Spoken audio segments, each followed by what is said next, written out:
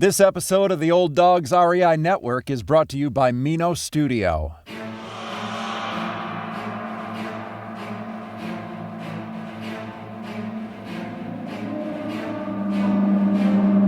In a world where jobs are how most people make money, one man, one desire, one challenge dares to break the mold. Welcome to the Old Dogs REI Network, where we don't work for money. Money works for us. Coming soon. Viewer discretion advised.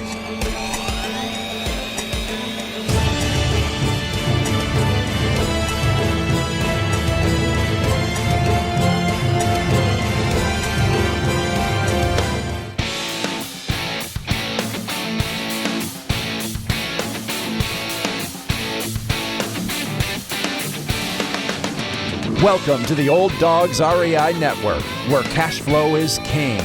Real estate investing, the means, so you can enjoy your retirement dreams. This is the show where we cut right to the chase.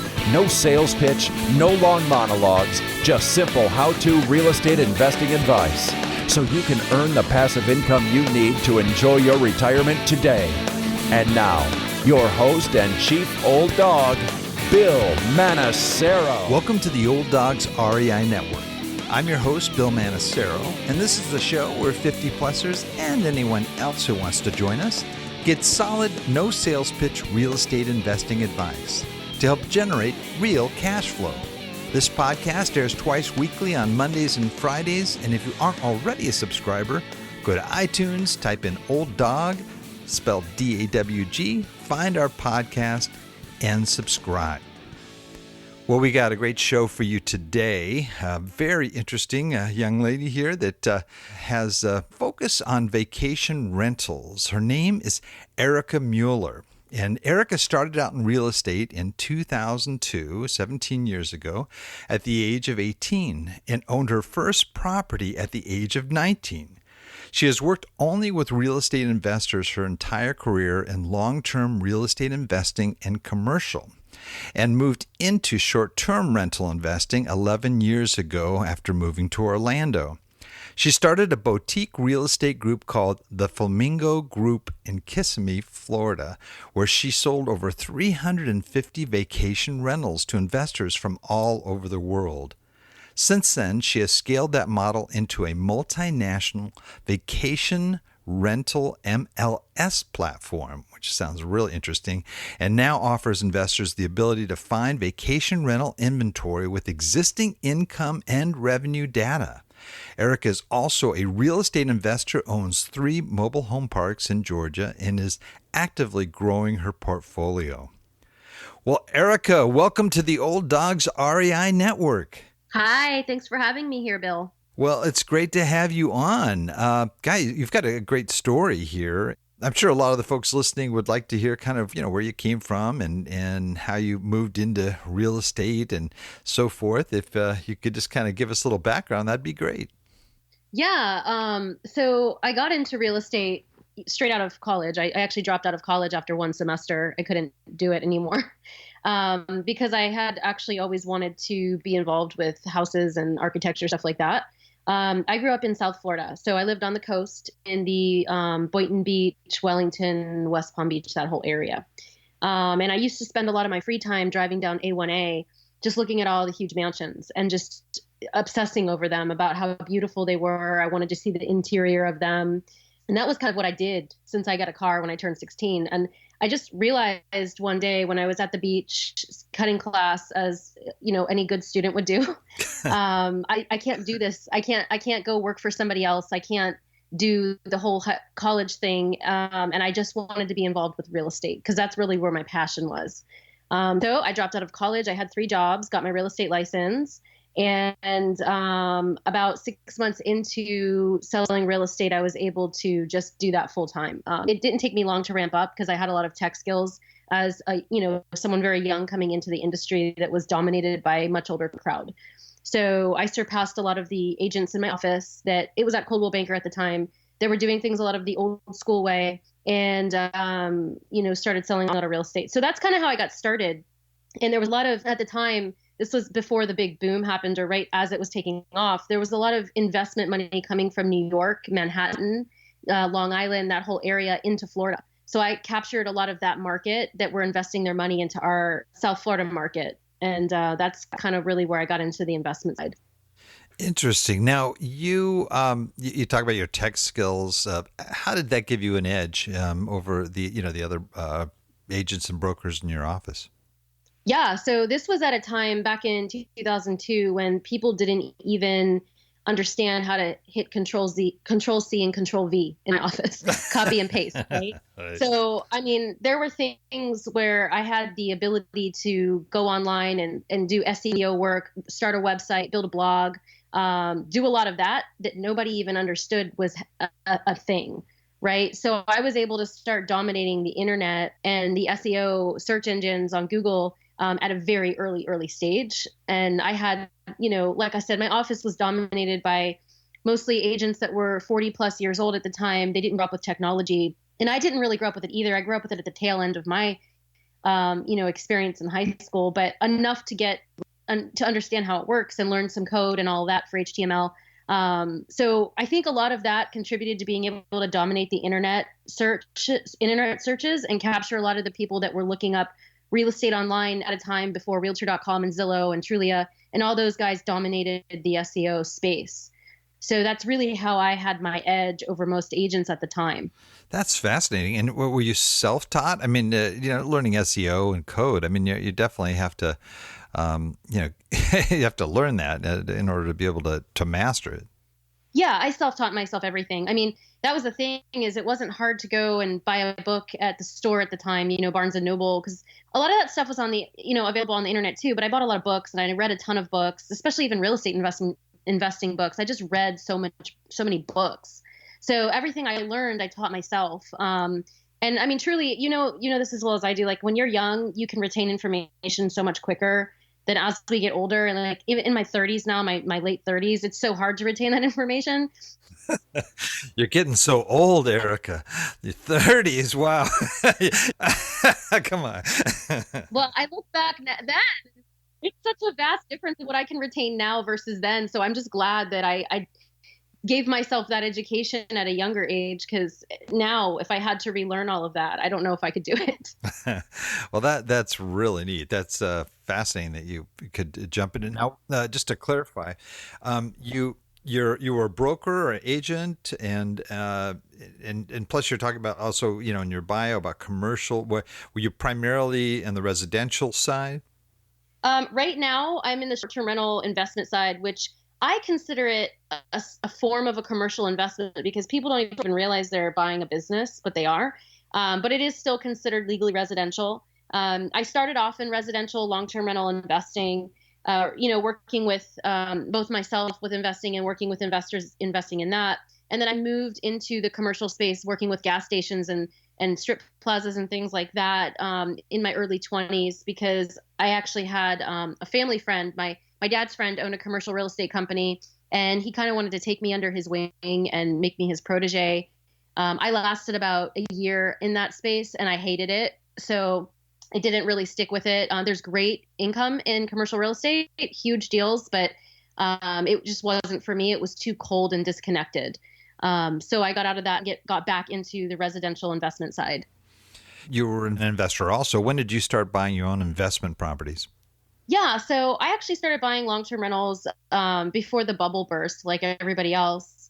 And then when that happened, I lost a lot of money and lost houses, like a lot of people did. So it took me some time to recover from that.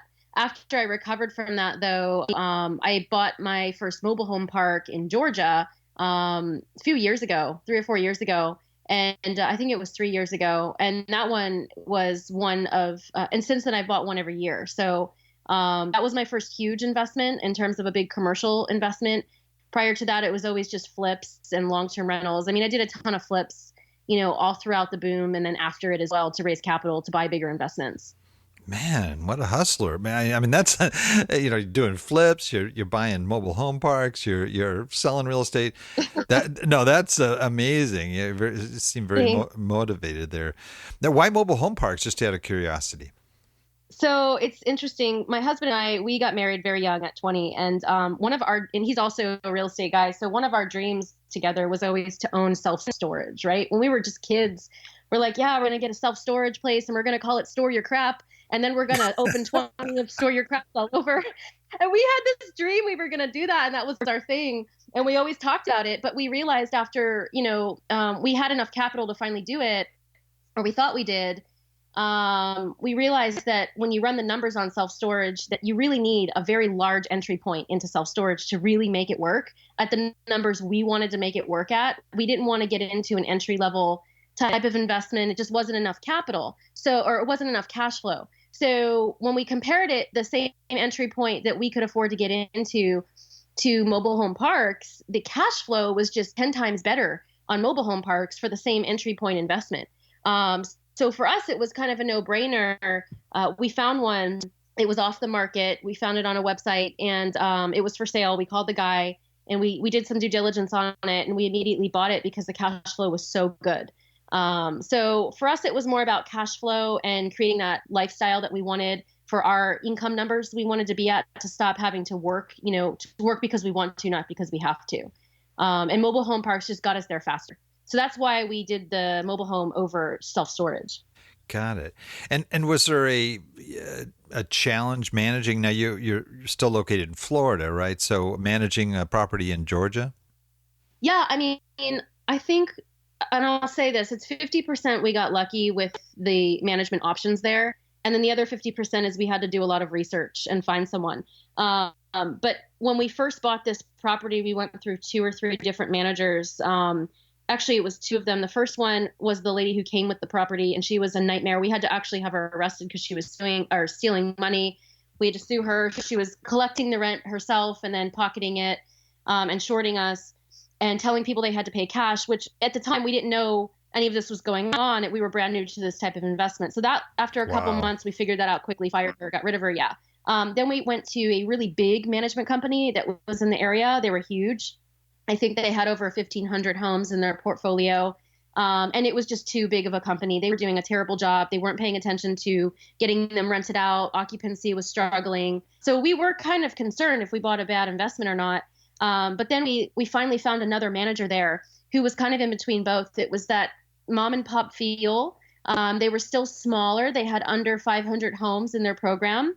And they were thrilled to get this property because they had so many people on a waiting list for this type of property in this price point. So we switched to them. This was about 6 months into it. And as soon as we switched to them, the property just took off and started doing great. We got up to 90% occupancy. Now it's at 100, and the place is never vacant. We have a waiting list. So it was just a matter of, having to continue to look, not settle and think that, oh, this is just how it is. And keep continuing to look to do better with the investment and find better help, which is not always easy. Yeah, no, I mean it's a real challenge, and I'm more into apartments, but same thing. It's trying to find somebody good when you're away is difficult. Yeah, it is. It's very difficult. I mean, we live 6 hours away. And even when they struggle with anything, I'm right there to jump in and try to help solve problems.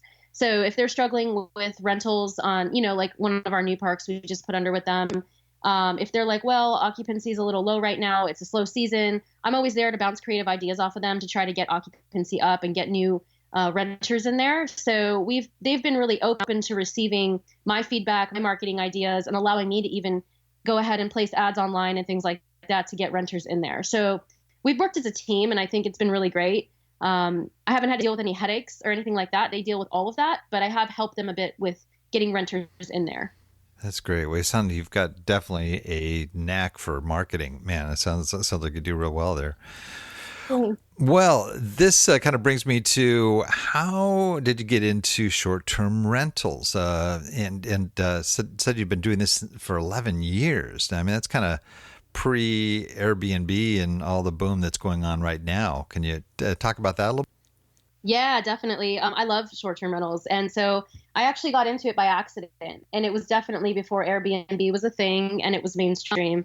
When the bubble burst and everybody kind of lost their hats, which I'm sure some of your listeners went through that. Hopefully they didn't get hit too hard. I did. We were struggling, right? And we lived in South Florida at the time. So we were trying to make ends meet, but it was very difficult because my husband was in the construction business and I was in the real estate business. And at the time, there was no work for either one of us. So we did kind of a weird thing. And we bought a vending company to bring in cash, to bring in some money while we were trying to figure out what our next move was after losing all of our houses. And when I say we lost everything, I mean, it was down to the point where we were selling stuff out of our garage to survive. It was bad.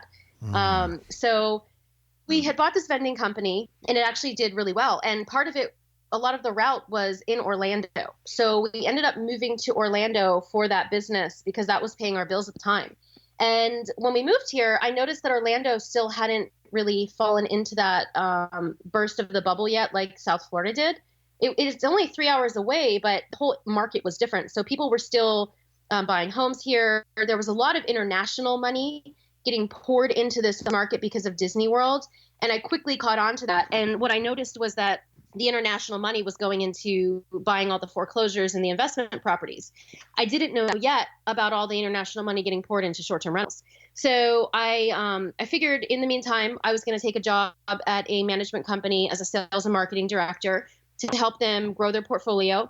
They hired me to do that, and it was short-term rentals. So they managed short-term rentals, and this was the first exposure I had to short-term rentals. And what I noticed was that it was a very different kind of investment. So they had the income side to it, but they also had the hospitality aspect. And I really kind of fell in love with that. I thought it was super cool the way people were able to use their home and also make money from it. And this was a lot of people's dream. It wasn't just an investment. This was a lifestyle investment. It was a dream for them. So it was a really cool group of owners that own these homes, and I really kind of fell in love with that industry. So when I started doing that and working for the management company, I had put in my letter of resignation probably, I think it was 6 weeks into it, because I noticed there was just so much money being poured into buying them. Even though the rest of the world was kind of falling apart, we had international money coming from the UK, Canada, Brazil, China, buying cash for all, spending, cash to buy all these homes here that were short-term rentals because it was their dream to buy it, and America was on sale, right? So for me, that was a huge opportunity that didn't exist anywhere else to sell real estate and still make money during a collapse and an economic crisis. So I quickly shifted gears. I launched a marketing website, a WordPress website at the time called the Flamingo Group. And the website just took off. I was blogging about the market. I was blogging, doing hyper local keyword stuff about the different neighborhoods. And I was just getting so many leads and people finding me online that I couldn't even keep up with it. So I built a team, right? I built a real estate team. I recruited agents, started my own boutique brand. And that's kind of how it took off here. And I just absolutely fell in love with the investment. I built performas that didn't exist for this type of investment. I started educating people on how to increase the revenue from the investment. I started building in commercial aspects that people weren't even thinking about at the time. This was 11 years ago. So I really kind of, for my own brand, took this investment and turned it into a whole different thing. So when the Airbnb hit the scene, and it kind of went mainstream after about 5 years of Airbnb being out there, and now we have domestic investors, we were positioned in such a way that we were approaching this investment from a true investment standpoint, not just a second home standpoint. So I think that's where we really stood out and succeeded, was that we just have been doing it so long, and I've been doing it so long that I've been able to learn this investment so intimately from every single aspect, that I can approach it from any which way. From a lifestyle perspective, from an investment perspective, it doesn't matter. We have a way to approach the investment. So that's what excites me about it, is it's unique. Yeah, it definitely is. And now, was VRBO around when you started out, or was that the platform that Yeah. folks used? Okay, got it. So you were Yeah. Verbo was a big thing. Yeah. This is fascinating to me because I look at you're really not you're not really selling real estate. I mean, you're selling businesses, right? I mean, and I Yeah. want to explore that a little bit more too, in terms of, how do you market this? It's a little bit different right now in the Airbnb space. Arbitrage is one of the hot areas, and a lot of people are looking at different ways of getting into it, but not having to buy a property, for example. And then there are those that are in it. Maybe they have properties already, but they want to expand out, except you don't know sometimes when you buy a property if it's gonna be in a hot area or it's gonna go do well. There's some that are located in areas that people don't necessarily want to even be in. So how do you, yeah, it's kind of just kind of looking at this from the beginning here. How did you first start, latching on? Do you remember some of the early properties you got, and how you, how you sort of packaged and sold them? Yeah. So I want to be very clear. I don't own any short-term rentals at the moment. I am working on probably getting a couple in 2 different countries outside of the US, but at the moment I do not own any, only long-term rentals, but I am selling tons of them. So if you go back to, it's a real multifaceted question. So I kind of want to hit on different aspects of it. I want to go back to arbitrage real quick before I jump into that. You mentioned arbitrage is really hot right now, and that is something that's been around for a long time, believe it or not. It wasn't always called arbitrage. It used to be called a guaranteed rental program that a property manager would offer a client. And I think it really evolved into this new thing called arbitrage, and really got really sexy and glamorous after some gurus kind of started talking about it. And I have nothing against the model. I think it's a great model. I will say that there's a ton of risk in that model. And I've seen a lot of people lose their shirts with the arbitrage model because you don't control the investment. And when you're building a business, you're at a very high risk of something going wrong with that business if you're not the one who owns that business, if you're just renting that business from someone. I'll say this, the one thing about this to people thinking about doing it, and then I'll go into how to analyze a market.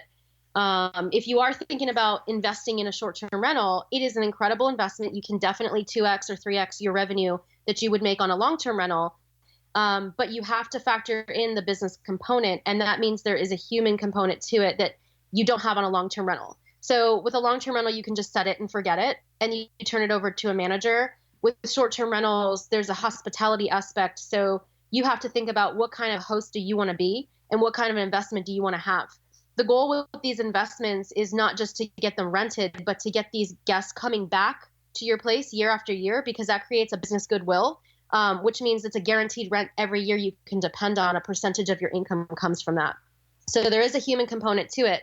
And if you don't have the right management partner, or you're not going to be the right owner for that, you should definitely consider moving into long-term instead. That being said, when you're looking at a market and you're figuring out where to invest and how to analyze the market, here's one thing I like to tell people to consider is I went through this and I lived through this. And a lot of us lived through this crash, this economic collapse where it affected tourism, it affected people losing their investments. When you're going into a market that's based on, your income is based on tourism, because you're now in a hospitality investment. You want to look at a market that has a large portion of international tourism coming into it, right? There's a lot of markets like that across the US. Those markets are markets like Orlando and Gatlinburg, and there's a lot of tourism coming. And even in California, there's some markets, except for California has really bad regulation issues. The second thing you want to look at is how easy is it for people to get to that market. So if it's very easy for people to get to that market in terms of there's an international airport close by, or it's a drive-to market, that's another market you definitely want to focus your time on looking at. And one thing too to note about drive-to markets, which are markets like Branson, Missouri, and some of the Tennessee markets, where people go on vacation within 5 to 7 hours, pretty much half the country can get to that market. When the economy does turn and people can't afford to spend money on expensive vacations, they're going to spend their money on vacations that are within driving distance, right? So drive-to markets are also really great. When you're starting to analyze markets, and then regulatory issues, of course, that's what you really want to be looking at. Great information. Is your focus primarily single-family residents, or do you have a mixture? Yeah, so it depends on the market. Every single market has a sweet spot, right? In Orlando, for example, the sweet spot is that single family 5+ bedroom that attracts the multi-generational traveler, stays longer, spends more money. If you were going to go to a beach market like Destin, for example, the luxury home market is booming, but so is the condo market. So, in the cabins in North Carolina, for example, a little 2-bedroom, 1-bathroom cabin would be a great investment. So we approach it on a market by market basis. We don't just say, one size fits all, because it doesn't. I see. Do you get into condos, apartments as well? Yeah, yeah, condos can do really well, but they in markets where there's a lot of hotel and timeshare competition, I don't always recommend an investor buying a condo in that market, because you're competing with somebody who has a lot more money to spend on marketing than you do. And you're competing with a really high-end resort that has multi-million-dollar facilities, water parks on site, things like that. Now, do you sort of go beyond just selling the product and sometimes, putting people together, matching let's say an investor that's buying one of your properties with a co-host in the area? Do you ever go, to that next level? Yeah, I mean, the platform I built does that. So if someone was on there and they sign up, and they want to find somebody who wants to be a co-host, or a co-host looking for an investor, we have a whole search engine on there where you can search exactly the kind of profile you're looking for, a person you want to be connected to, and search our whole member database and find those people. And people are connecting every day on our site. So I used to do it physically myself. But I built a tool to scale that so that people could do it on their own and connect with each other and invest, you hook up and invest together. Because that was a big need in the industry. Yeah, well, let's talk about your platform. That's now, has it been launched yet, or you're getting ready to launch? Yeah, so we launched a soft launch in February on a beta platform. Right now, this is our version 0 beta platform. But we did launch it in February. We have about 1,100 users on there right now. It's completely free to sign up and use it. We've got pro formas, all kinds of off the market buy owner inventory that people are looking to sell. So yeah, we are actually launching our version 1 next year in February of 2020, where we'll have all of our new designs and data tools out. And so right now it's just our early stage, but people are having a lot of success with it. And there's nowhere else right now that you can go and find this kind of inventory and connect with investors like this. So we're really proud of it. It does have a long way to go, but at the moment, it's definitely serving its purpose. Now, you refer to it as a multinational vacation rental MLS platform. Is it technically part of the MLS? Yeah, so that's kind of what it's like, but it's not part of the MLS. It's its own independent. I call it an MLS because it does have multiple listings, but owners can list themselves on it. So technically, that would rule it out as being a traditional MLS, because only real estate agents could list on it. We've opened the platform up for owners to be able to come on and say, I want to sell my house, directly to an investor, buy owner. I don't want to go through a real estate agent right now. So they can go on there and they can go through the whole listing process and list the home. So it's built for that. And it's also built to allow real estate agents to add their listings. But our system has an algorithm that is able to pull listings directly out of the MLS through feeds. So whatever's in MLS, we can pull in. But we like to focus on the exclusive inventory that is not on MLS, because that's what investors really like. Even me as an investor, I like the juicy stuff that's not out there for everybody else to find. So really, we can get them anything, but the cool deals and the exclusive deals are the ones that the owners bring directly to us.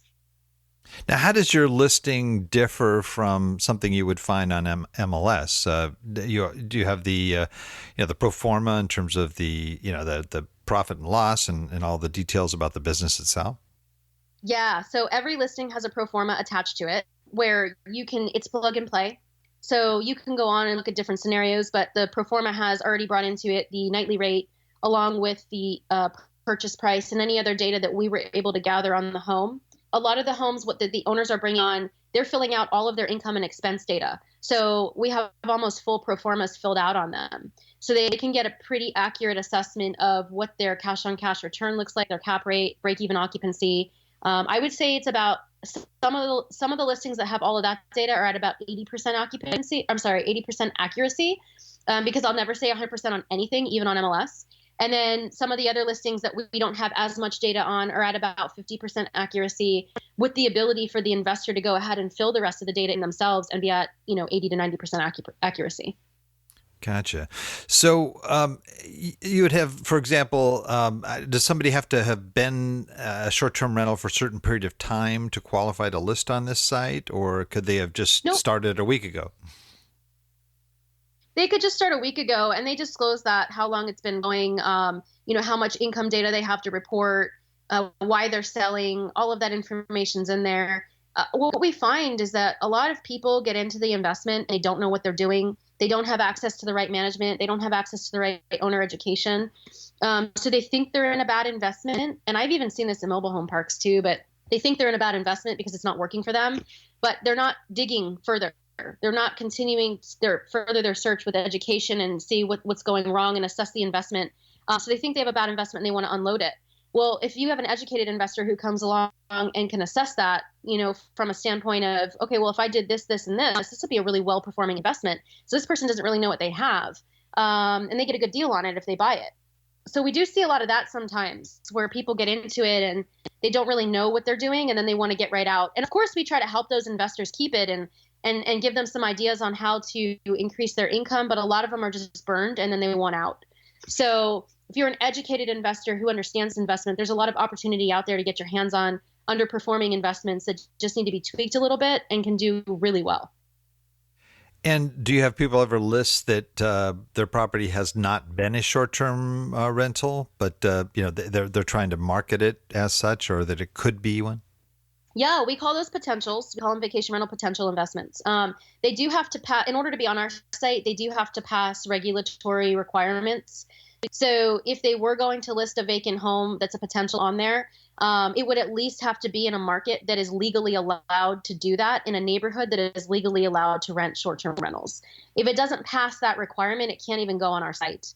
So at the very least, when you're looking at the potential listings on our site that you're starting from scratch on, they are in markets that are legally allowed to do short-term rental and neighborhoods legally allowed to do it, because that is a huge issue. And we have a whole regulatory map where people can look at the areas that are allowed and not allowed, and search that. And it ties right into the home data as well. So you can see, is this even in a market that allows it? So yeah, the thing with buying a vacation rental potential, and there's a lot of cool opportunities with that, but there's a ramp up time period. So if you're using financing to buy these investments and you have to start paying a mortgage on day one, it doesn't look very attractive to have to be forking out that mortgage payment every month.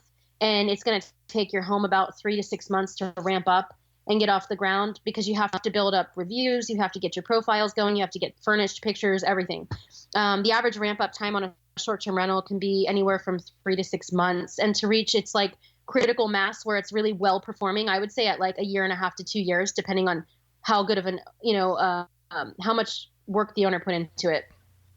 So I really, when I look at these investments, I like to find the underperforming homes that already have everything in it, that are already maybe in a rental program, that have some income, just a little bit of income to cover the expenses, but then turn around and change that whole system and business model and get them well performing. Just to picture this, in my mind here, again, as a kind of a standard rental person, I have let's say a single family home that on the open MLS would sell for X. Okay. And then, but if you take, let's say, the fact that it's been around for 3 years in the short-term rental market and it's done really well, what would it sell? I mean, if you give me an example, maybe a real life example of a situation like that, this home would sell for this just as if it just sold the house as is, and then it would sell for this as a short-term rental. So if you're looking for a case study on a successful short-term rental business that an owner built and then turned around and exited from at a premium, I have a perfect example for you. Is Wonderful. that what you're looking for? That's exactly okay, what I'm great. looking for. So we'll take the Kissimmee house in Windsor Hills, for example, that it was owned by a British gentleman who had owned the house probably 3 or 4 years. He bought it because he wanted it to be his second home, but he was a businessman and he wanted to make as much money from it as he could. So he spent a lot of time getting that home fixed up really nice and sourcing out the different tour operators and booking engines he could get his home put into to keep it occupied. But he never turned this home over to a full service management company. He had a management company that would come in and deal with getting the guests in and out, cleaning, and any emergencies and stuff like that. But he worked as like the booking agent for that home. So he owned all of those bookings on that home because he originated them, right? this was over the course of 4 years. He built up all this income on the home. The home was probably bringing in gross over $80,000 or $90,000 a year in income. The net number was closer to 50 or 60. And he did a great job keeping the expenses as low as possible too, while not sacrificing service. When it came time for him to exit, the market value of that home was at $227 a square foot is what they were selling for in there. He exited that home at $235 a square foot, which was significantly more than any other home in that neighborhood. Now, mind you, he didn't get full price that he was asking for that home, but he still sold it well above and beyond the price per square foot of every other home in there. And that was the premium that the buyer was willing to pay. And this was a cash transaction. The buyer was willing to pay that premium on the home because they were not just acquiring a home, they were acquiring years of his documentation on how to run the business, all of his contacts that he got the home into for renting. He never was on Airbnb, so he never even used Airbnb to get bookings. He didn't even need them. He had his own website set up that he was generating his own bookings to. All of that, all of those marketing assets that he built and all of the contacts that he had that were generating the income, all sold with the home. So it was sold as a business, and he even stayed on. I think it was for a month. It was either 3 weeks or a month. He stayed on with the new owner to help transition him and all of the guests. And it was also sold with about $50,000 worth of bookings already in place. So when that buyer bought that home, that buyer was buying a lot of cash flow already coming in that was already booked out, advanced deposits collected, a whole business model, an owner that's willing to stay on and coach him, and an independent vacation rental that did not need the OTAs, which an OTA is like Airbnb or HomeAway or some of these other channels. They weren't dependent on them to make that home generate income. So it was an incredible investment and an incredible exit for both parties. It was a beautiful transaction. Can you kind of break it down for us old dogs here that, may not, it's just like a 3-bedroom, 2-bath home, and Sure. and what would be the retail price of that? Just if you listed it without the whole vacation rental aspect, and then what he actually sold it for, as opposed to square footage numbers. Yes. So I don't have the exact number of the sale price in front of me, and I don't want to misquote. So I'm going to give you a range. Okay. That's why I gave you the square footage number, because I do have that, and I could tell you how many square feet it was. So the home was a 6-bedroom, 4.5 bathroom. I'm sorry, 6-bedroom, 5-bathroom. And this was a very popular model in that community. It was very close to Disney. It was about a 2-mile radius to Disney World. Pool, south-facing pool, which is in demand in our market. The home they were asking, I think he was asking 380. He was at like 385 or in that range for the home. And it sold at 378, 379, somewhere around there. The exact same homes like his were selling in that 350, 360 range. So he did sell it for quite a premium. And those numbers could be off by a few thousand because I don't have it in front of me, but I know he definitely sold it in the high 370s, asking in the 380s, and the other ones were selling at least 12,000 to 15,000 below that. And I could, after the podcast is over, if you want me to send you the exact comp, I could send it to you. That'd be great. I could post it on the show notes. I think it'd be helpful. Again, looking at that same area here is if, for example, somebody wants to finance their purchase. Okay, so they're going to go to the bank. Now, is the bank going to even look at those numbers in terms of the business side of it, or are they just going to strictly look at the comps in the area to similar homes? So that's one part of the industry we're really trying to work on.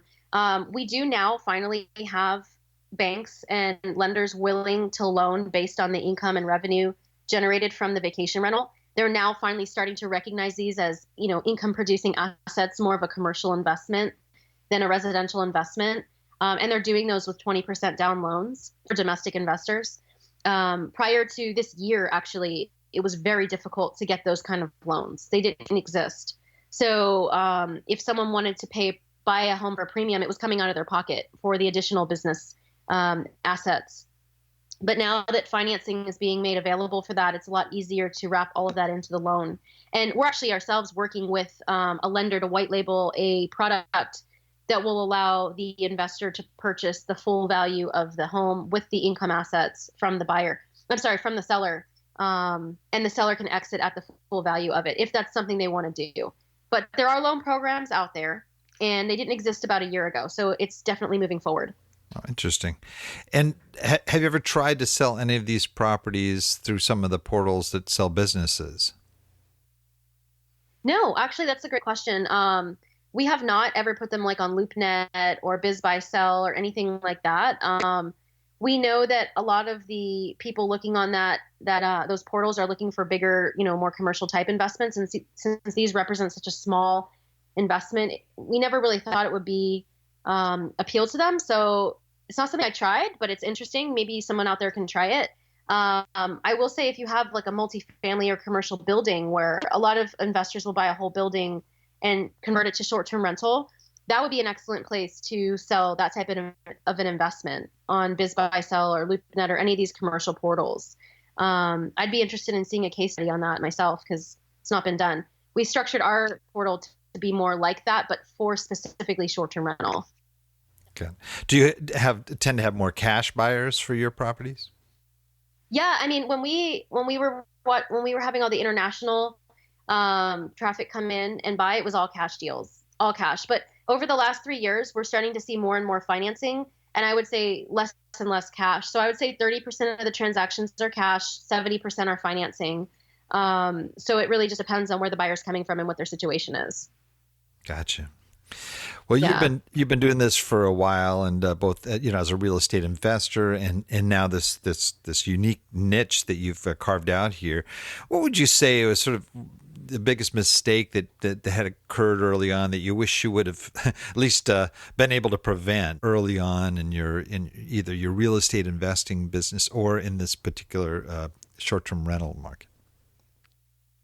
Yeah, to be honest with you, the biggest mistake I made was putting all my eggs in one basket. And when the market was booming and everybody thought it was going to keep going, not pulling back and diversifying my investment portfolio, having everything in real estate in a bubble was just a terrible mistake. And I think a lot of people made that mistake. It was just getting caught up in the hype and not looking at the reality of what was happening. And I was young, I was in my early 20s, so I had never lived through a collapse like that before. Most certainly, I'm very conservative now when I do invest about where I'm investing, what that market looks like, stuff like that. So doing better analysis on the market I'm investing in, making sure I'm not investing 100% of my liquid cash or, assets into one thing, and always keeping a good amount of cash just liquid at the time. So if anything ever happened, I still had money to fall back on. Back then, I invested everything I had. Got it. And regarding something that you've done that just has really been just a key to your success, so what would you say is sort of that big thing that you've done that has really helped you to succeed in this area? Yeah, that's a really good question. I think in my industry, what's really helped me become successful with short-term rentals has been really taking the time to understand and learn the commercial component of it, and not have a closed mind about what this is and the box that people put it in. And I know that's the one thing that the clients I've worked with and the investors my team works with has really appreciated, was our ability to be able to sit down and understand a pro forma, build advanced pro forma models for them, and really financially model these investments. If I had taken the same approach as most of the real estate agents and just said, this is a residential investment, it is what it is, here's your income, here's your expenses, I probably would not have gotten to the point I'm at. So stepping outside the box and being able to look at something from a completely different perspective has really helped me a lot. That's great. And I would have to say too, it seems like your marketing ability has been very, very effective as well. Yeah. At least early on, it sounded like you just were kicking it because of your understanding of technology. Yeah. Yeah. I think that technology in every industry, understanding it is very important. Yeah, well, it sounds like it now, especially with you having this portal. For our audience, we're folks that are primarily, let's say, 50 plus in age. Many of these folks are approaching retirement or they're already in retirement, and so to a large degree, their focus is cash flow. They're interested in, some of them may be looking at their retirement and saying, gee, we anticipated this amount would do this and it's not enough and we're going to need to supplement it. And then there's others that are also just looking for, good ways to invest, to sort of boost their bottom line or maybe their nest egg in such a way that they know it's going to last for the long term. Looking at what you do and the types of investments that you're familiar with in working with on a regular basis now, what would you advise to the folks that are listening that are in that area? I mean, we have a lot of folks that are younger too, but we're really geared toward that audience that's very retirement focused. What would you recommend they do to try to boost that cash flow element in their lives? Yeah, I mean, so everybody's situation is so different. So I don't want to give like blanket advice to anybody, but if there's anyone in that, demographic that is looking to explore putting their money into a different type of investment, like a short-term rental, for example, I would say that if you're looking at the short-term rental market to diversify in, consider the point in your life that you're at and what you're willing to do to generate that income. So a lot of people getting ready to retire don't want to take on a job, right? They probably want to start winding down. If you're looking at a short-term rental as a way to diversify and generate even more income, cool. Why don't you look at buying it in a place that you're actually going to be able to enjoy when you retire? Because you will have to put time of your own into it. And if you're going to invest any time into it for that kind of return, it might as well be somewhere that you want to go enjoy and visit. If you're not looking to settle down and you really want to just keep going and going, and you're one of those people that just can never stop working like me, then go for a market that's just a high cash flow market, but understand your time investment going into it. That's what I tell people investing in any demographic is, what kind of a time investment do you want to put into something?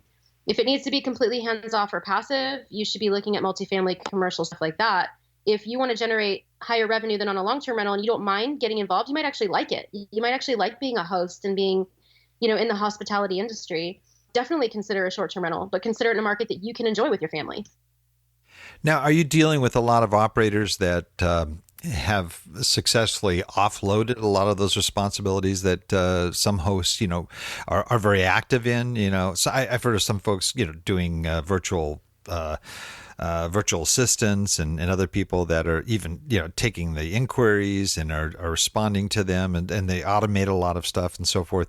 I mean, have you seen that to any degree of success?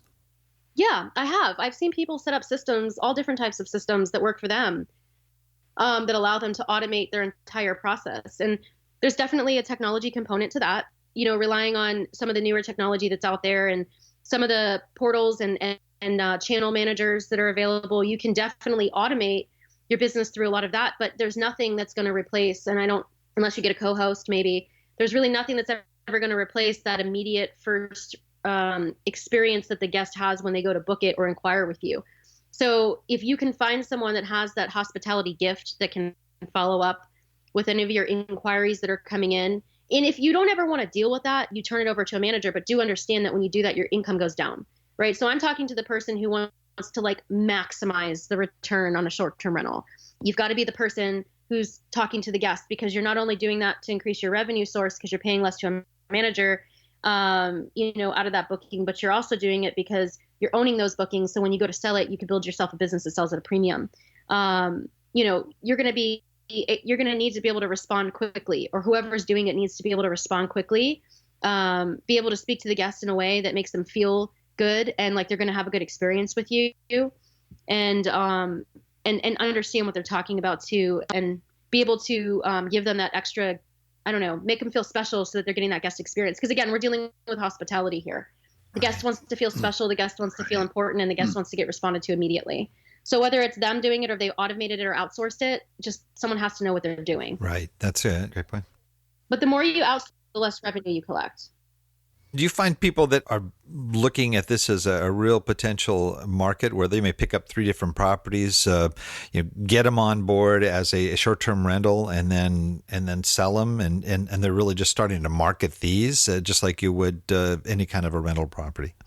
Yeah. Oh, absolutely. I have clients that they started with one. They just had such a great experience and made so much money that they're now buying a second, and then they end up buying a third. This is the kind of investment where if you do it right, you're going to buy another one because you're going to be making money and you're going to be happy. But I think that is important when you're doing it in a market where you want to be too. So it's not like you resent that place because you never see it or you never go there. But yeah, I mean, anybody can do this. It's just a matter of, do they want to do it? Right. Well, what do you see ahead for your business now? I would say, specifically, it looks like your focus is on this platform and launching it successfully. What do you see ahead the next, 10, 20 years down the road? I mean, in 10 and 20 years, that's really far down the road. Okay, 5 or 10 years. Yeah, I think about 5 years. I can't go more than 5 years at a time for me. But in 5 years, we see Vrolio and this company and as being a company that works individually with investors, offering a premium like VIP service to investors who want that one-on-one personalization. Like if I was like I'm talking to you right now, I'd be talking to an investor one-on-one like that. And we're doing that, but that's hard to scale. It has to be scaled slowly because it's a personal, hands-on approach. So we can only take on so many people at a time doing that. So we're looking to grow and train other agents in the art of the hospitality investment so they can go on and teach this to their clients and offer that premium level service. We're hoping that in 5 years, we're as large as Zillow and Realtor, and we're a household name for anybody that thinks about investing in a short-term rental like Airbnb. That's our goal, is to become that household name. So hopefully that's where we're at. And me personally, I'm continuing to grow my real estate portfolio. That's not going to stop. And my goal is to be at about $200,000 a month in passive income coming in from my investments. So I'm not going to retire until I hit that number, maybe 150, but that's the number I'm at, right? So for me, it's the game of real estate. So I'm constantly growing my portfolio because that's the number I want to be at. That's great. And I don't know how many years it will take to get me there. Yeah. Are you going to stay in mobile homes? Or are you going to diversify into other types of, niches and so forth? Yeah, no, I'm going to stay in mobile homes. I love it. I'm actually working on building a fund right now. I've raised 1.7 million from individual investors that want to invest in mobile homes with me. And I'm working on raising another $1 million in that fund. So, because I have a couple really sweet deals right now that I want to move into, but we need about 2.5 to get into them.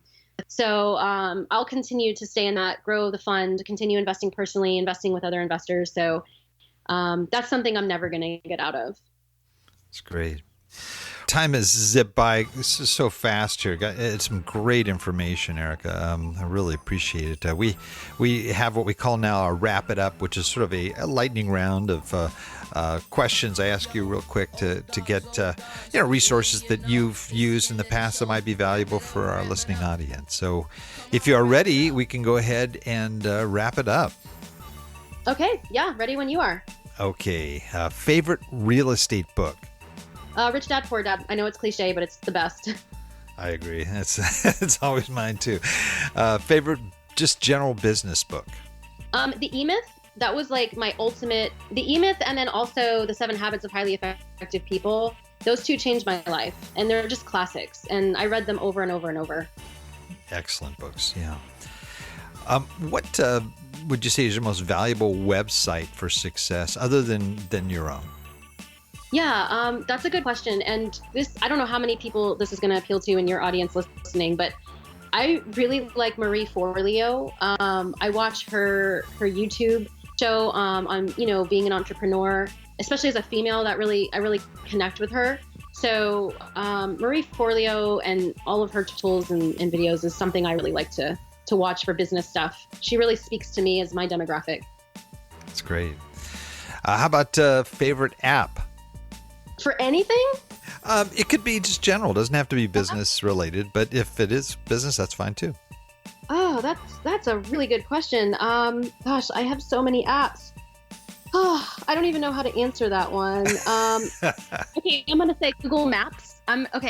Google Maps, because there's so many things that Google Maps can do that I don't think the average person knows that it can do. And I travel a lot, and I'm always looking at new markets for investing and things like that. So I use Google Maps for analyzing markets. I use it for traveling. I use it for everything. I'm obsessed with Google Maps. So I would say that app right there is legitimately my favorite app. And that's probably a really nerdy answer. That's great. No, we use it all the time, all the time. How about your favorite quote? Your failure to plan is not my emergency is, I think, how the quote goes. And I know that's cold, but in business, there are so many people that will just dump stuff on you. And if you don't know how to plan or you don't know how to manage your time, you're going to be taking on everyone else's emergencies and feeling obligated to them. And holding people accountable to their own planning and managing their own time has been one thing that I've had to do over the years to become successful. Because I used to feel responsible for, a lot of things that were dumped on me that were not mine to own. So that's a quote that I say to a lot of people, and it doesn't always go over well, but it's a really great quote. Yeah, it's definitely direct. Here's kind of a little bit of a tricky one, and maybe one you can even relate to, considering went through the recession so severely. But if you had to start all over, knowing what you know today, and you only had $1,000 in cash in your hand, what would you do with that $1,000 to relaunch your real estate investing business? Ooh, that's a cool question. I would definitely invest that money into a WordPress blog and start doing my SEO stuff all over again, exactly like I did the first time. That is the best way to spend $1,000 if you're trying to get your name out there or get leads in or anything like that. If it's for real estate investing, I would probably spend that $1,000 on cold calling owners that own properties that were maybe in, pre-foreclosure or lis pendens, something like that, and start finding homes that people wanted to get out of, and then get hard money to buy it and flip it. That's what I would do with $1,000. Great, two really good ideas. Awesome. Well, I'm sure there are folks that are listening that would love to find out more about you and what you do, and especially about this new platform. What's the best way for folks to find you and find out about your new business here? Sure. Okay, so there's two ways to get in touch with me. The easiest way is to just email me, Erica@Vrolio.com, Vrolio.com. That's V as in Victor. I always respond to my emails. And the second way to get in touch with me, which is a super fun way to get in touch with me, is if you go to Vrolio and you sign up, I'm automatically added as one of your friends in your contact list. So you can message me through the platform as well. Either way, I respond quickly and love to talk to new people. Very cool. Very cool. Wow. Well, Erica, this has been fantastic. We definitely found a new niche here, which sounds like it's going to be just a booming business for you. It's excellent. Cool. We have a tradition here, though. We are called the Old Dogs REI Network, and we always have our guests close us out with their best old dog howl. So it can be, you can pick the dog, you can do it any way you want, and but that's pretty much how we close out here. Okay, so I howl like a dog? Yeah, pretty much. That's it. Okay. This is the first time in my life anyone's ever asked me to do this. How fun. All right, I love wolves. So I'm going to give you my best wolf howl, okay? Oh, cool. How was that? Oh, that was excellent, man. That awesome. was really good. Really good. Well, Erica, thank you for being on the show. We really appreciate it. Thank you for having me. It was so much fun. It was a blast. And I also want to thank all Old Dog listeners out there, too, for joining us. I know there's a lot of other things you could be doing right now, but the fact that you've taken the time to join us means a lot, and we really appreciate it. Now, please note, Old Dog listeners, everything presented here, and there will be some links that Erica has given us that you guys can tap into resources as well as check out her new portal, can be accessed in our detailed show notes on the Old Dogs website at olddogsreinetwork.com/blog. And you're going to look for the episode with Erica Miller. Well, man, thanks for joining us, guys. Remember, cash flow is king and real estate investing the means. Until next time, keep moving forward and may God bless. Thank you very much for visiting the Old Dogs REI Network. We would greatly appreciate if you would stop by iTunes and let us know what you think of the show. We would love if you could subscribe to the podcast, give us a 5-star rating, and write a review. The more ratings and reviews we receive, the more visible the podcast will be to others. Thank you.